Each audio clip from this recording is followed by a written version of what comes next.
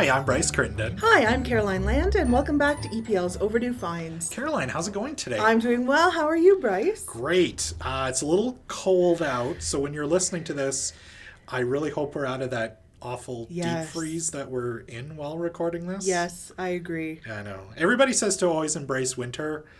I'm like, I try, but man, it's tough. Today is pushing it a little bit. It is.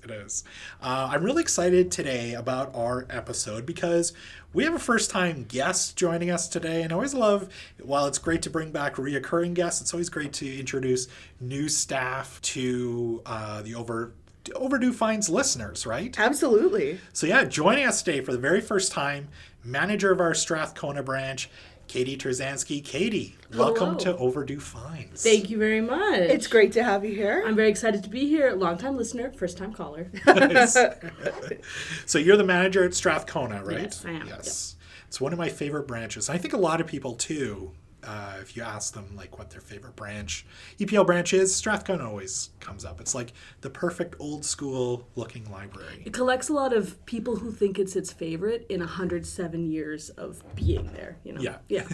And we have the managers of the oldest branch and the newest branch here today because Capilano opened in 2018. Yeah. All right, so let's get into it today. Let's talk about our recent Overdue Finds picks. Katie, it's your first time on the show. What have you been enjoying lately? Well, I was recently enjoying a movie that I sort of ritualistically enjoy every year around this time. I just rewatched Groundhog Day. Ooh.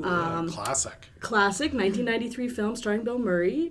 I love Groundhog Day. I love the comedy of it, but also that it does actually get kind of dark, and the both humor and sort of terror of spending possibly decades in the same day, but also the growth that allows a character to have. I love Groundhog Day, and who doesn't love a time loop?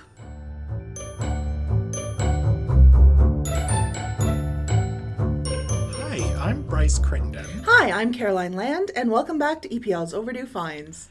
Caroline, do you ever get like a sense of deja vu? I guess. Yeah, sure. I don't know. I just feel sometimes, I don't know what it is about this morning, but I just have this weird feeling that... We've done a podcast before? Well, we have done several podcasts before. Okay. I don't know. There's something about today's episode that just maybe seems a little bit off and like we've kind of been there and done that before. I don't know. Obviously, I'm feeling a lot different than you are. It's hard because it's not even that we have a returning guest. No. Today we have a first-time guest joining us. Are we sure about that? Yeah. Okay. So let's introduce the manager of our Strathcona branch, Katie Turzansky. Katie, welcome to Overdue Finds. I swear you've been here before. No, and I'm really excited to be here for the first time. Oh, okay. Well... Yeah, just there's something about it that kind of feels like you're sure you haven't been on the show before. Absolutely. Long-time listener, first-time caller. All right. Well, we're going to get out of this confusing mess because let's just quickly start with our own Overdue Finds. Caroline, I'm actually going to start with you this time. Ooh. So what have you been enjoying recently? Well, I recently watched, for the first time, Groundhog Day. It makes sense to check it out this time of year. Bill Murray, Andy McDowell, just a really kind of interesting movie that plays with ideas of time and what you would do if you were living the same day. And who doesn't love a time loop?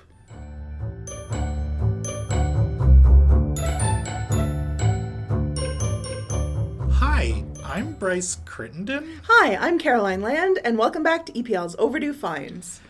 Caroline, I don't know what exactly is going on here, but I really feel like we've done this before already.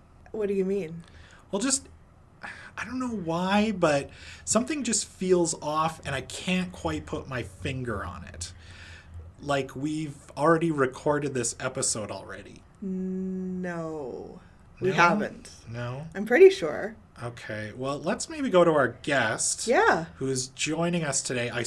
I know we have it in our notes here that it's actually her first time on the show, but I have this feeling you've been here already and you've introduced yourself.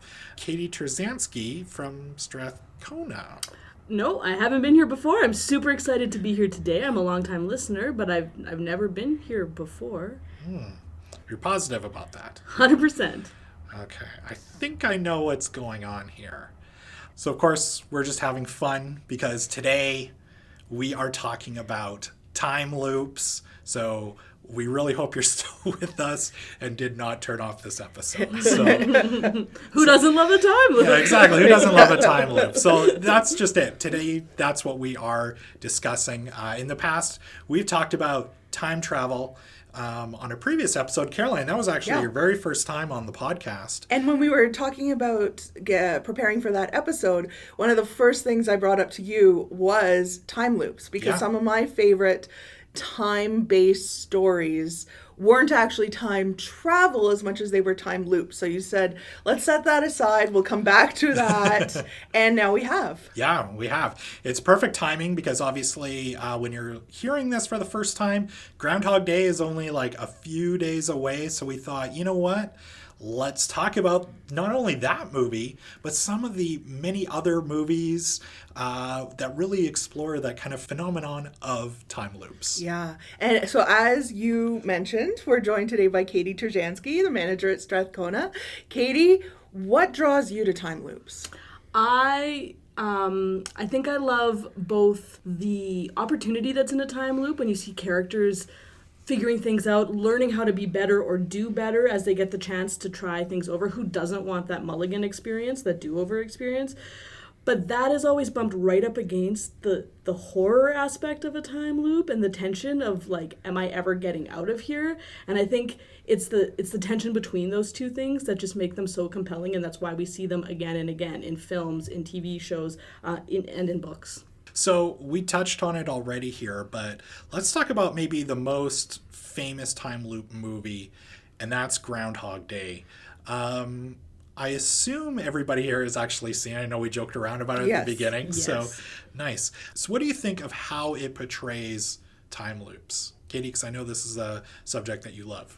I think this is one type of time loop. I think there are different types of time loops, and the films and episodes that fall into them fall into different categories. In this one, we do have someone who knows he's in the time loop, remembers previous time loops, the Bill Murray Phil character. And I like that because, like I was saying, that it gives the opportunity for character growth and development, and that is sort of the arc of Groundhog Day, is how Bill Murray kind of is not the nicest person in the beginning when he goes to experience Groundhog Day for the first time.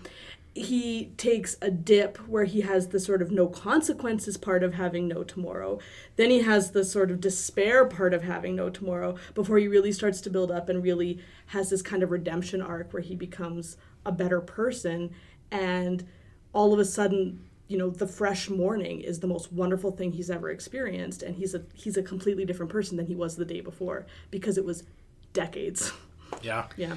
I remember looking this up. I know that there are a couple different people online who have tried to figure out how long he was stuck in that one day. And when you actually think about how long it is, you're right. It's that flip of the possibilities, the opportunity to become this person and to learn all of the things that he does. But then he's also stuck for that long.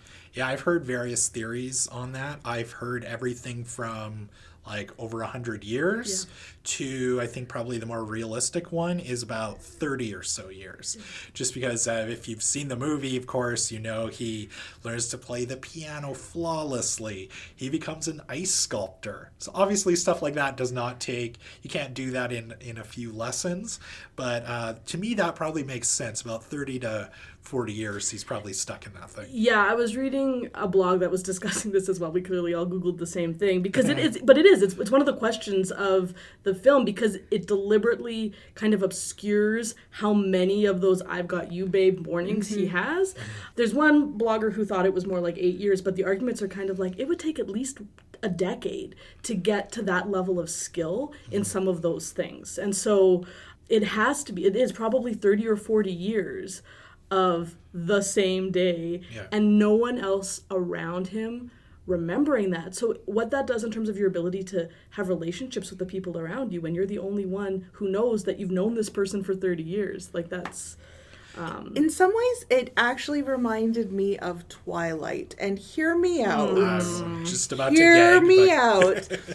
The sense of that, like, Edward in Twilight looks like he's 17, 18, 19, but he's actually quite old. And Bill Murray, if he's lived this 30, 40 years, to everyone else, he only is the person that they knew the day before. It's interesting because to me what it was reminding me of as I was watching it recently was the movie 50 First Dates Oh, yeah. with Adam Sandler and Drew Barrymore, and how Drew Barrymore's memory resets to a certain point in her past every morning, and Adam Sandler's falling in love with her and trying to convince her that, no, we have a relationship, and he has to start from scratch every single day. And so it reminded me of that terrible movie as opposed to the Twilight terrible movie, but I don't think there are such things as terrible movies. So, I don't know. Twilight definitely falls into that category. One of the things, though, too, that's really neat about Groundhog Day is the more you watch it, the more little things that you pick up. Like, for example, partway, actually, it's kind of towards the second half of the movie, there's a scene where Bill Murray's character kind of he's got his watch on, and he realizes that he has to be in a certain spot at a certain time to basically catch this boy who falls out of a tree. Catches him, saves him from getting hurt.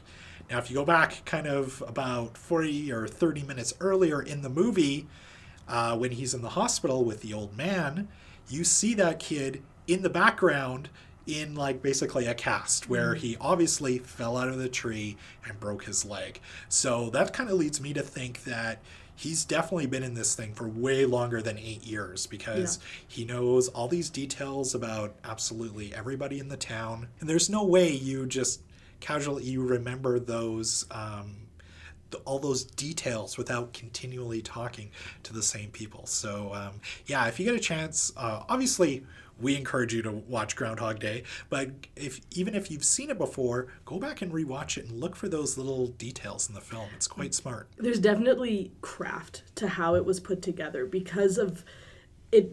You know, you're filming the same scenes over and over and over again, but the subtle differences, the layers of them, it makes it a very interesting movie from like a filmmaking perspective too. Those details and the way that Bill Murray as an actor evolves through it is doing the exact same scenes. I find it really really interesting. Yeah, one of the other things I read on the movie, the trivia, of course, the movie is directed, by the way, by Harold Ramis, who Plays the neurologist in the movie. That's right, he does. Cameo appearance, and most people probably know him as Egon Spengler in Ghostbusters. But I was reading some trivia on it, and apparently just because, like, if you think of Bill Murray, he's doing all of these, like, very similar scenes over and over again. And of course, that's going to get very confusing as you're filming this. So one thing, I guess, that happened during filming was that Bill Murray would sometimes get confused, and he would just have to ask Harold Ramis to be like, am I good Phil or bad Phil? He's like, okay, in this scene, you're bad Phil. He's like, okay, I know which headspace I need to get into. Yeah. I like the structure of the movie and the way it kind of sets up its rules for the time loop. I think that is an important element of the internal logic of believing it. Time travel in general is something that I love, but do not understand, because it wraps my head into a pretzel trying to make sense of all of the rules and what you can do and can't do. And I think the way that it plays out with Bill Murray kind of exploring what he can and can't change in that world, as well as when the time resets and that being a regular thing, I think the movie does a really good structural job. There's also something that's maybe unique to Groundhog Day, although I'm not sure. I haven't seen every time loop movie. He's also geographically stuck. And they do it pretty simply with the blizzard. But I was thinking as I was watching it recently, you know, could he not first thing in the morning get in a car and drive? The blizzard isn't there yet. Get to an airport. Like, what happens if that happens? But it never does, because he's really stuck both in time and in space. And I think we talk a lot about the time loop part of it, but he's also stuck in this, you know, Puxatawny, the whole Groundhog thing, physically, like geographically as well. We've talked about Groundhog Day. What are some of your other favorite time loop stories? So, Katie, I know that you also did up a list or blog for us on our website. We're going to have a link to that. So, what are some of those titles that really stood out to you that were your favorites? Well, one of the ones that's on there that I know Caroline also, it's a favorite of hers, is the episode of Star Trek The Next Generation where they're stuck in a time loop. So it's called Cause and Effect. It's in season 5 of The Next Generation. And the crew of the Enterprise, it is one of the best openings of an episode in the Next Generation series, because it essentially starts, and this isn't any kind of spoiler, it essentially starts with the Enterprise blowing up. And then all of a sudden it cuts to a poker game, and they're on the Enterprise, and they then progress from that poker game to the explosion again. And through the course of the episode, the crew has to figure it out and break the loop. And there's just something about it. It is so creepy. It is tense. The suspense in this episode is incredible. I mean, it's a crew of smart people that every episode have to figure out a problem, and this one is just, when you start anyway, you just don't know how they're going to get there, because they're blank slating every single time. I love it. It's one of my favorites. Well, what a great way. I haven't seen that episode, but it sounds like such a great way to start an episode where you have the Enterprise and all of a sudden you see it blow up, right? And that's what I remember from watching that episode when I was really young, which was you just jump in right into an emergency situation. They're on the bridge. It's red alert. Everything's going wrong, which is also a situation you don't see them in that much. Mm-hmm. You see the crew in tense situations, but not this kind of like despairing, like desperate search for a way out of it. And then the ship literally blows up, goes to the credits. You're kind of watching like, wait, what happened? What did I just see? Comes back, like you say, totally normal. So now it's like, is this a flashback? What's happening? And it's just so unsettling. Yeah. You're unsettled watching it. The crew is unsettled. And their feelings of being unsettled are growing every time, because they are getting sort of a deja vu feeling, but they can't break through to what that means. Sorry, I didn't mean to interrupt. No, it's probably my favorite episode of Star Trek The Next Generation. It's funny, I think we talked about this a little bit before, just with Star Trek The Next Generation. I don't know why, as a kid, I was always like old school original series. I could never really get into Next Generation, but I clearly need to pick up that season 5 set and check it out. Next Generation, you could like skip the first season and it'll hook you better at that point. Yeah. I think we talked about it on the time travel episode when I was a guest, because the episode where the Data goes back to old San Francisco as a time travel episode was one of my picks there. So I believe that's also a season 5. Season 5 is phenomenal. Season 5 or 6. Yeah, so we gotta borrow that. I have, and so instead of going back to the original Star Trek, the original series, I have a favorite time travel or time loop story that is actually going forward in Star Trek chronology, but back within canon, and that's Star Trek Discovery, the latest series to come out. Oh, yes. So Star Trek Discovery started a couple years ago, but it's set before the original series. So they're at war with the Klingons, things are happening, and in their first season, they did a time loop episode where Harry Mudd, a character from the original series, is trying to steal something from the ship. And he has a time crystal. So he makes his way onto the ship. It involves a space whale. And then he has this time crystal that he can manipulate. So each time he gets a little further and further into the ship, into the plan, he learns each time. And as long as he destroys the ship, destroys Discovery within a certain amount of time, it'll loop back to the beginning and he can start again.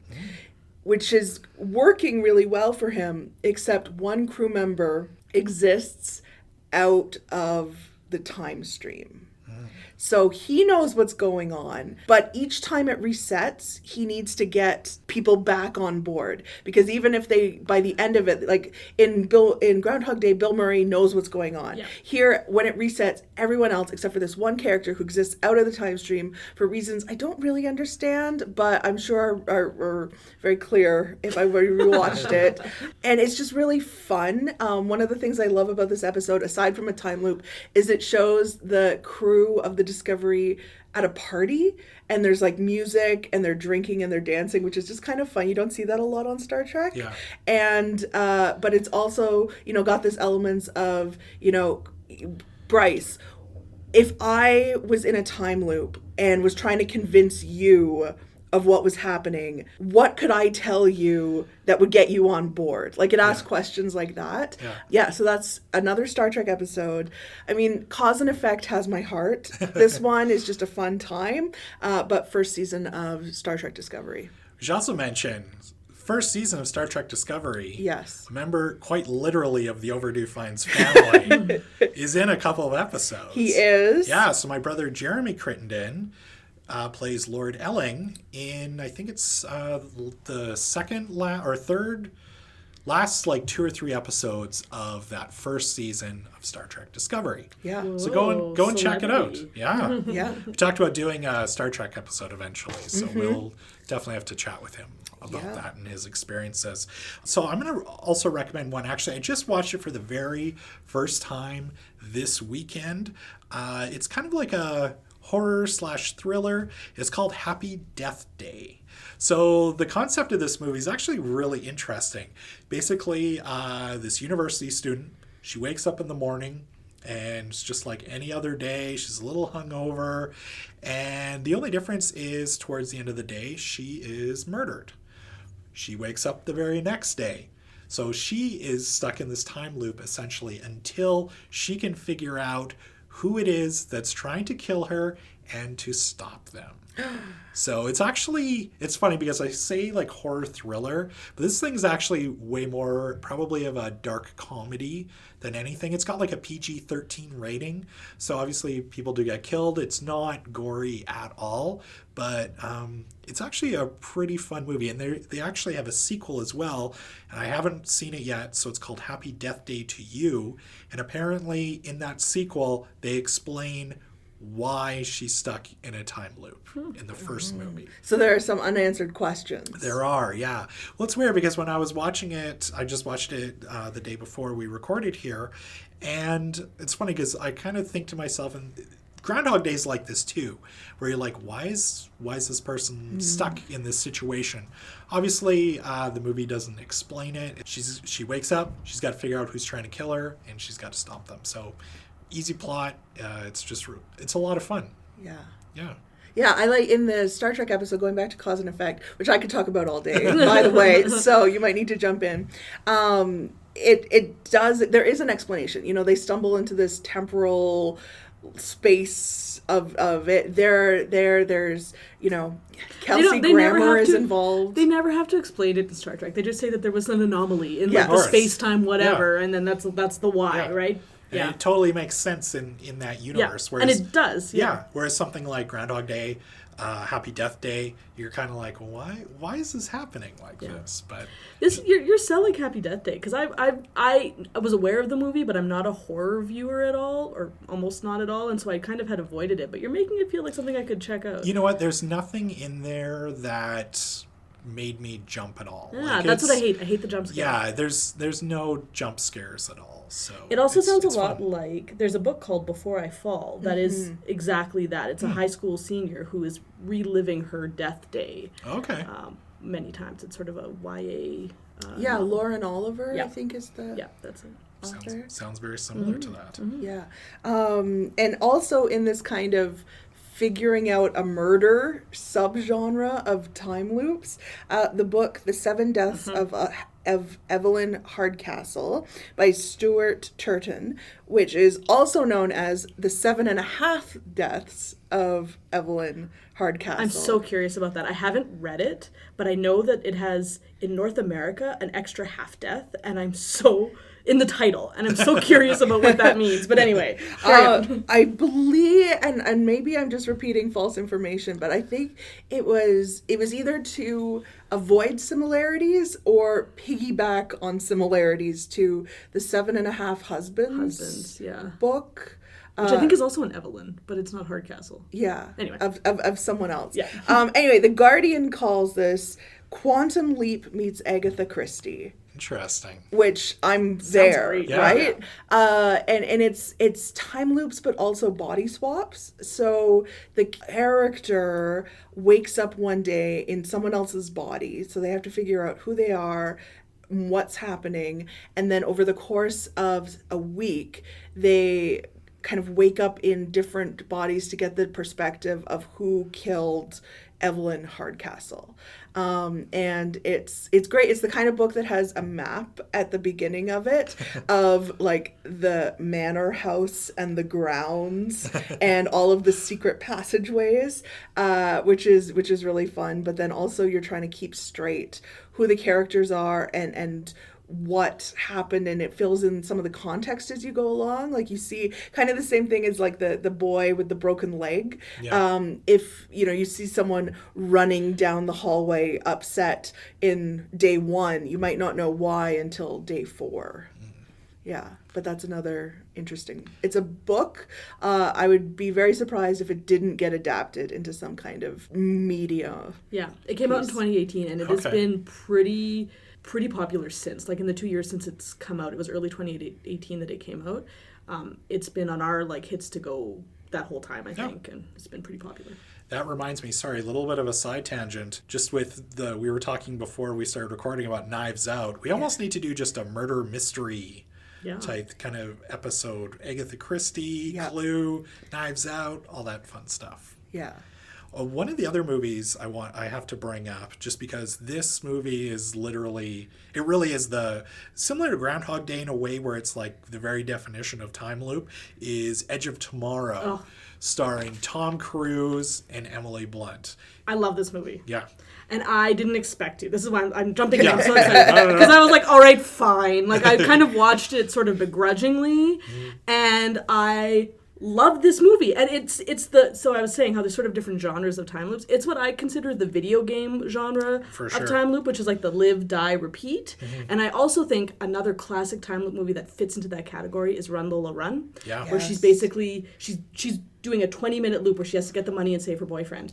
And I don't know, Tom Cruise in this just sells it. I just love him, and he's someone who is aware of the loop and no one else is with him.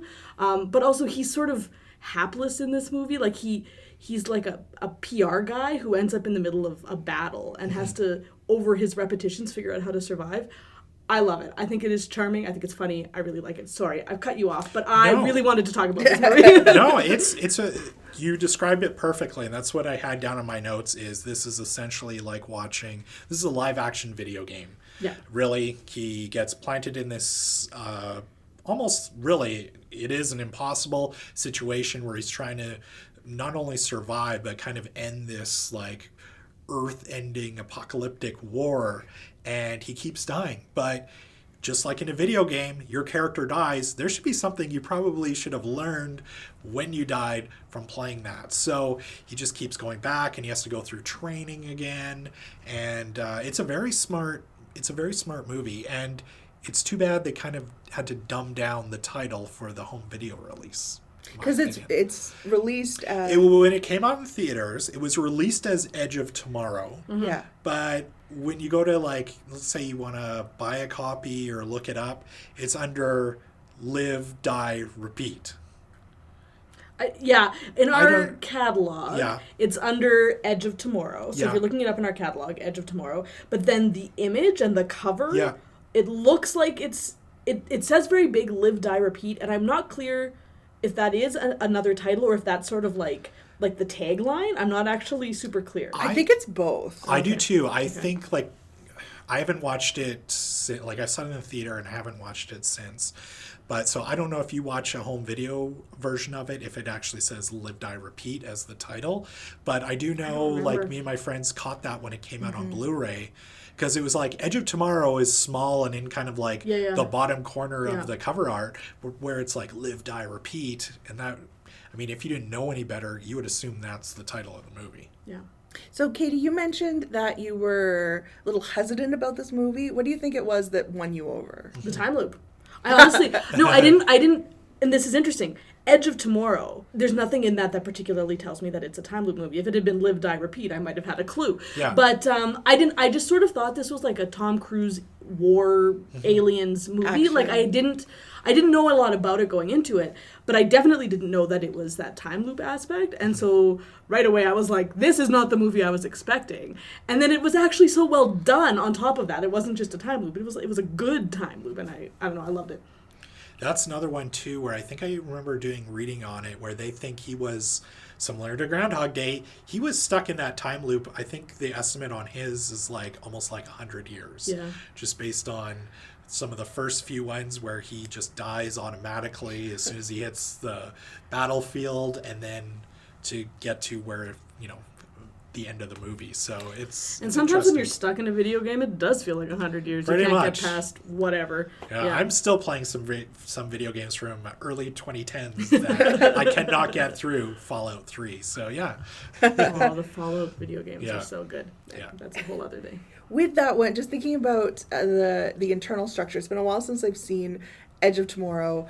He goes until he dies, right? Yeah. Like when he dies, that's the reset. Yes. Yeah. So it's not a time-based one like Groundhog Day or... No, it's not like until 6 a.m. the next day. Yeah. And so if he gets really far and then dies and has to go, he's all the way back to the beginning. Like there's no mid-level save that he could take advantage of. I really do think that, like, this movie must be a totally different experience if people don't have video game experience, because that frustration and that, like, oh, I got past that point finally, and then, oh, now I'm back to the beginning again feeling is, it captures so well what that experience is, working through, like, a difficult level on a video game. Yeah, as somebody who kind of grew up with the old, like, Nintendo games, like the first Nintendo, it's funny because you go back and play those games, and I remember games where I would get to, say, the second last level and just want to throw the controller through the TV, because I knew next time I play that game, I have to start at the absolute very beginning. Yeah. Whereas a lot of video games today, there's save points everywhere. Yep. You can pretty much save whenever you want. Yep.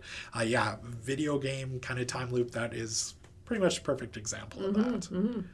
So one other one too, really well done movie from the director of Knives Out, which we just mentioned, Rian Johnson, Looper. That stars Joseph Gordon-Levitt and Bruce Willis. So Joseph Gordon-Levitt plays a bounty hunter who has to kill essentially himself after his older self is sent back through time. Yeah. It's an interesting movie. It's not necessarily, maybe that's not a great example of a time loop. It's like, it's more about closing the loop. It's more a time travel movie, but because he's, like, traveling to himself, it ends up looping in a different kind of way. Mm-hmm. I really like that one too. It's been a while since I've seen it, and it's pretty complicated, and so I don't have it all straight in my head right now, but it's another cool exploration of time travel and sort of time circles. Yeah. Time circles. Yeah. That's kind of another variation on it. Yeah. And the ability to control kind of where you go with time. Because a lot of the people that we've talked about, Bill Murray, he just wakes up and he's in that. He can't magic himself somewhere else. Evelyn Hardcastle, you don't choose who you wake up as. There's not a lot of agency in time loops. Another one that's like that is About Time. It has Rachel McAdams in it, and it's about a family. All the men in the family can go back in time, but only in their own life, to like their own history, and so they can determine where they're going. And so, of course, and we can talk a little bit about the creepiness of romance in time loops, because I have thoughts. But in this movie, that's the whole premise, where he can go and take another shot at that awkward first encounter or whatever he needs to do. Or they have a fight. Well, he can go back and kind of fix that before it even happens, but with some agency. Yeah.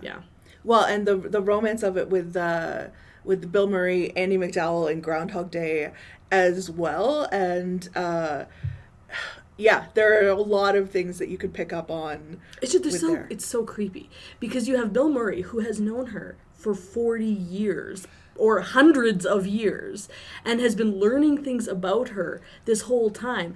He is crafting an experience where she is going to be attracted to him that isn't genuine. Yeah. And I mean, I think he does get there, Yeah. but any time loop romance, and there are a few of them, there is this creep factor where the person who is traveling through time basically gets to manipulate the situation and control things to create an attraction that doesn't necessarily exist naturally. I remember, I half remember because I can't draw back the name, but years ago, I saw a Fringe play, I might have seen it with you, about a couple, and they each had a phrase that would cause the other to like pass out and lose their memory. Did you see this? Okay. Nope. Although I do have a Fringe play to talk about. As I'm saying this, I'm like, this is a very creepy premise, which is true. But it's this thing of, they're out on a date, they say something, the guy's like, oh, I love meat, I can't live without it. And the woman says, I'm a vegan, I can't be with someone who eats meat. He says the magic phrase, she loses her memory. He gets to say, I never touch meat, I do this. But he doesn't know that she also has a phrase. So it's not a time loop. It's more just kind of like a reset button. It's the romantic version of the Men in Black thing, right? Yeah. Zap. Yeah. But yeah, there's that scene in Groundhog Day. There's obviously Andie MacDowell, but there's another character, a lady who lives in the town, where Bill Murray just goes up to her one day and is like, doesn't introduce himself. He's just like, which high school did you go to? Who is your 12th grade English teacher? She tells him that. He goes away. Of course, next day, he's created this story and she falls for him. Don't you remember me? Exactly. I sat behind you. I asked you out to prom. Yeah. It's that part is definitely creepy. It's problematic, I would say. Well, there's that imbalance of power, especially if the other person is unaware of it. Yeah. You mentioned a Fringe play, not the one that apparently we didn't see. Yeah, this has stayed with me. So I see a lot of Fringe shows. And this one has stayed with me for quite a few years because it was so creepy and so well done. And it's called Inescapable, and it was by Martin Dockery, who is a regular at our Fringe and lots of Fringes. Martin Dockery has a number of shows and is always here. And Inescapable, it was him and one other actor, and they were at a holiday party, and they had stepped into a side room or something. I can't remember exactly where they stepped into, but they stepped into a side room and they found a device of some kind that was creating a very localized time loop. But the thing about it that was crazy was that there was no real indication of when the time loop was resetting exactly. So I don't know how they rehearsed this, and I don't know how they kept it straight to do the show, because they were doing the same conversation over and over and over again, but the signals in terms of, okay, this time when we get to this point, it's going to change slightly and we're going to veer this way or that way. I actually don't know how they kept it straight because it was so complicated. And it was just, they're trying to figure out, or how can we signal to ourselves that we're stuck in a loop? It just was so creepy by the time it ended, because I don't know that those characters ever got out of that loop. It was just so fast moving, so repetitive, so complicated, and then it was over. And it was just, it left you, it was one of those things where the lights went down and you go, oh, you have to actually make a noise before you start clapping, because you're just like, something just happened to me. And it has stuck with me. I remember I saw it at La Cité Francophone, and it was just such a good Fringe show. So I have to ask, if you're in a time loop, do you want to know that you're in a time loop? I guess it depends on what kind of time loop it is, right? We talked about the different types of time loops. Mm-hmm. You need to know in order to get out in most cases, right? Yes. So a couple other movies, too, that kind of deal with that a little bit. And basically both the plot for most of these movies is there's a bomb that will go off and you have to stop it. So I think for something like that, very similar to Edge of Tomorrow, where I think you have to know, because otherwise you're just going to keep failing. Yeah, you have to know and get better. Mm-hmm. Yeah, so a couple of those movies. One is Source Code, starring Jake Gyllenhaal. Basically, it's like there's a soldier and his kind of body is his mind or something is put into this train commuter's body, and they have to stop this bomb from going off on a train in Chicago. Another one is called Predestination. Katie, have you seen this one? I have not. Okay, this one's wild. Predestination stars Ethan Hawke. Basically, there's a special agent. It's sent back in time to prevent a bomb attack. So now here's the tough part about trying to explain this movie. I don't want to explain it because I will ruin the movie for you. It is one of the trippiest time loop movies I've ever seen. And the weird part is I don't know if I can fully recommend it. So if you're really into time loops, like both of you are here today, I think you should go check it out because you like it.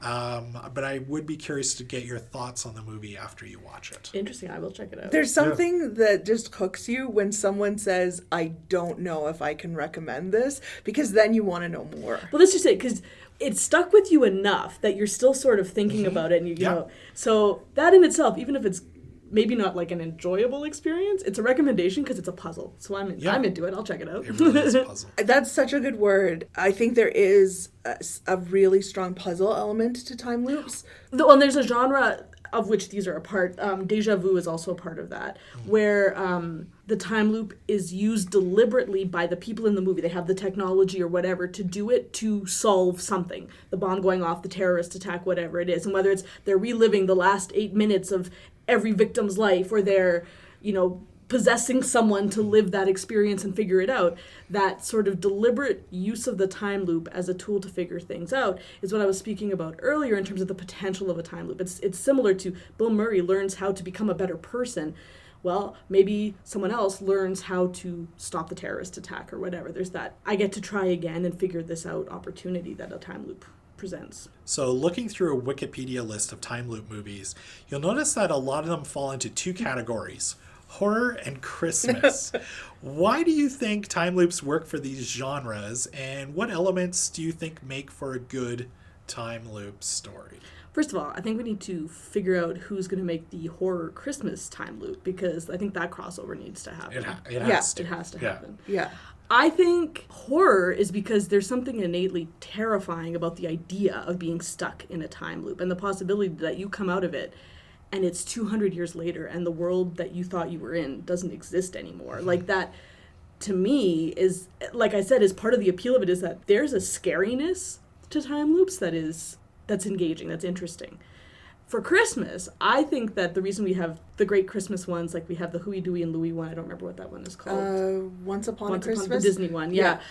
I think it's because we, at Christmas more than any other time, I think that we sort of try to create our own time loops. We try to recreate Christmas experiences from years past and try to live in our own little time loops. And I think that there's a natural, any time that is heavy with tradition, which is actually part of what's happening in Groundhog Day too, is that it's pulling on what is characterized as absurd traditions of this town. But any time that you have that repetition and sort of ritual aspect that is repeated, it in a way is a time loop, right? So I think it naturally connects. Yeah. Now I just need to combine the two.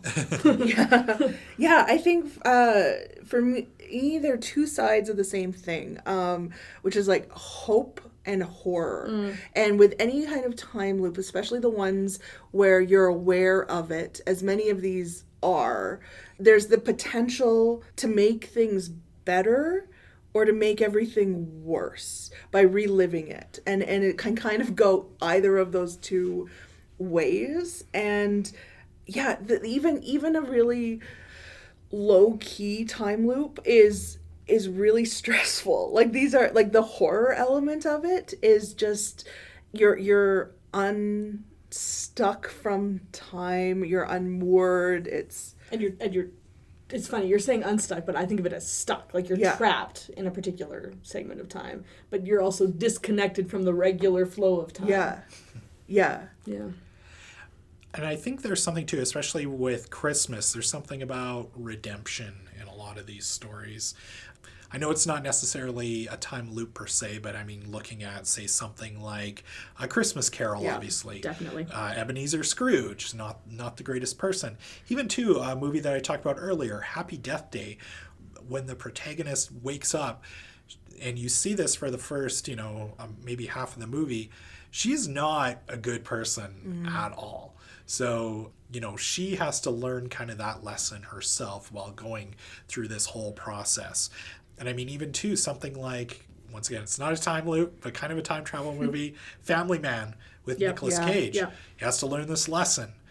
He has to go back and kind of... Is that like alternate timeline? Exactly, kind of reevaluate his life. So, of course, at Christmas, it's the year's coming to an end. There's something about being there with family and friends. And Christmas is often a day. Like, there's high expectations, emotions can be high. You throw in the mix of family you haven't seen in a while that you have history with and baggage and whatever. There's also just a lot to that, and to sort of, if I was going to relive a day over and over again and it was just like a random Tuesday, it would be a very different situation than Christmas, which is, a big deal, right? Mm-hmm. I think a lot of these stories, it really depends on just what it's being sold as. It's kind of reminding me of, when they remake trailers to be like The Shining, but it's like a family movie. Because, just a couple tweaks. Just change the soundtrack a little bit, and a lot of the comedies could go to horror, and the horrors could go to comedies. There's one of my favorite ones is a trailer, speaking of Bill Murray, recut for What About Bob, where it makes it seem like it's like a psychological thriller. Bryce, before we get to our roundtable questions, can you let everyone know what we'll be chatting about on our next episode, which will be available on Friday, February 14th? So we're now deep into awards season and counting down the days until this year's Academy Awards. The Oscars honor the best in film, but sometimes they might not get everything exactly right. So on our next episode, we're going to be taking a look back at the biggest snubs and the movies, actors, and directors who maybe should have won Academy Awards. I'm really looking forward to this episode because I already know which movie I'm going to be talking about that should have won Best Picture that got robbed. But Caroline, do you have some picks yourself? I do. I'm going to have to go. There are a couple that come to mind, but I'm going to have to go through the list, and I'm sure that when I do, I will just get fired up and really worked up about some grudges that I've forgotten I'm holding. I will tease this. Uh-oh. I remember one year a movie won Best Picture, and I was mad that it won Best Picture because one of the other movies lost to it. Well, I cannot wait to find out. I was furious. I cannot wait to find out what that was. All right, so let's get to our roundtable questions before we wrap up here today. Katie, if you could relive one day over and over, which day would you choose? I don't know, and I've been thinking about this, and I'm not really sure, and I've had the experience of, I kind of feel like I am in a time loop every morning when I'm trying to get my toddler out the door, and we have the same fights, and so I kind of am like, I'm already doing this. But it probably would be something... Like we talked about the Christmas time loops, but some sort of holiday thing where people are together and connecting, and I think that that's important, and I think that has the richest opportunity for exploring things in a time loop. So some kind of a holiday thing, I think. Yeah. How about you, Caroline? I immediately wanted to know what kind of parameters to put on this situation. Am I aware of it? Yeah, right. Can I get out of it? That is key. That is key. Like I might want to do this a couple times, but then I then stop. So anyway, I chose April 7th, 2016, which you're both kind of looking in through the calendars in your head to figure out what was going on. Yeah. I was in Boston, actually, and I think that I would like to relive that day a couple different times just to see more of the city. It was also raining, and I was not dressed appropriately for the weather, so I would like to fix that now that I know more. I would take a phone charger with me because my phone ran out of juice about halfway through the day, and I think I would just spend a few more days kind of reliving and trying different things, and then hope to be able to come back to my real life. Yeah, it's interesting because you do bring up lots of questions, kind of like, are you aware of it? Mm-hmm. Can you get out of it?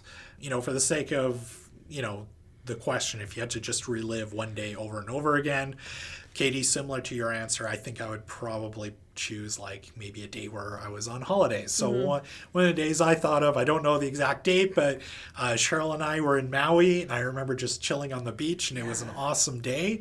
So you know what? If I have to relive that day over and over again, being on a beach in Maui. Until you learn a lesson. Until I learn a lesson. And that's so interesting because obviously these are crafted things. I don't know if anyone is ever actually trapped in time loops, but it's never the good day that they're trapped in, right? Like they're trapped in something that for Bill Murray, it's not that it's bad, but it's not where he wants to be. Yeah. Or other people are, trapped in a military alien invasion thing or something else. Run Lola Run, she's trapped in this situation where her boyfriend owes 100,000 Deutschmarks and she has to run a lot, which would not be my first choice of day. But like, where's the movie where you're just, I'm gonna live for 30 years on this ski hill and enjoy some sun and snow or whatever the thing is, right? Like, that doesn't exist. Our next question: bad news, you're stuck in a time loop. Good news, you're not alone.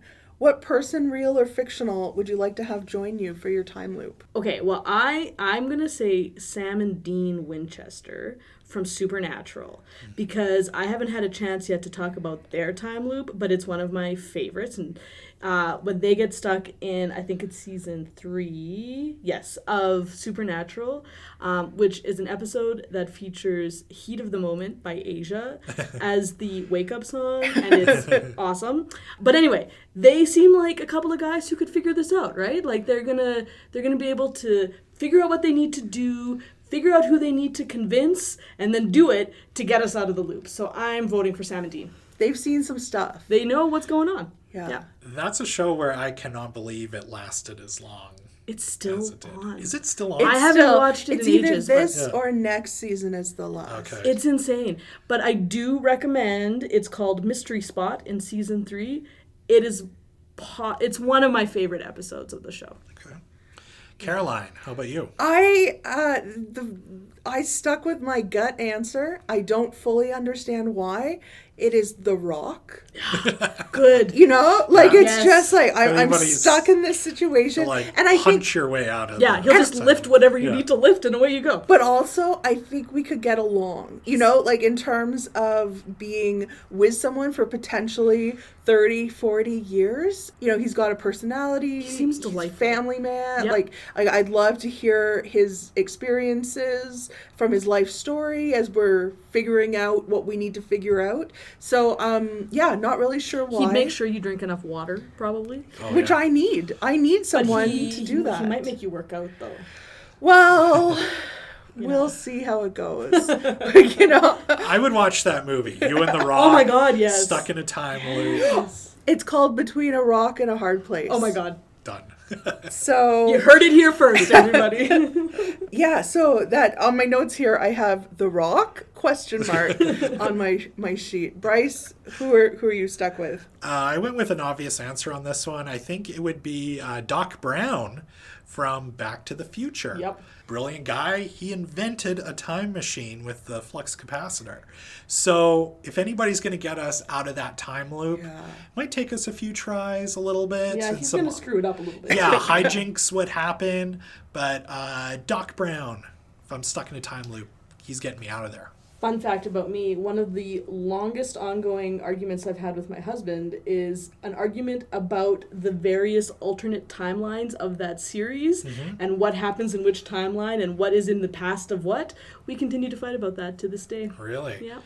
I personally think Back to the Future Part 2, one of the smartest time travel movies. I think I mentioned this maybe on our time travel episode. Interesting. With the alternate timelines when Marty goes back to 1985 thinking that everything's good. Yeah. Guess what? It's not. Biff Tannen has his own casino.